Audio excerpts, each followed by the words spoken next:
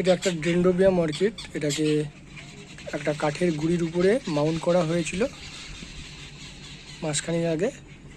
বর্ষার জল পেতে গাছটি সুন্দর রুট বাউন্ড হয়েছে এবং প্রত্যেকটি রুট গাছের গুঁড়িতে একদম সুন্দরভাবে ধরে নিয়েছে এবং গাছটি সুন্দরভাবে স্ট্যান্ড হয়ে দাঁড়িয়ে আছে।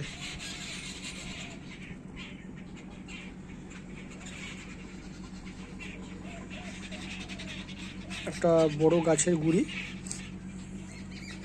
সেই গুঁড়িতেই গাছটা আছে দেখতে পাচ্ছেন। সুন্দর করে একদম গাছে শিকড়টা বাউন্ড করেছে।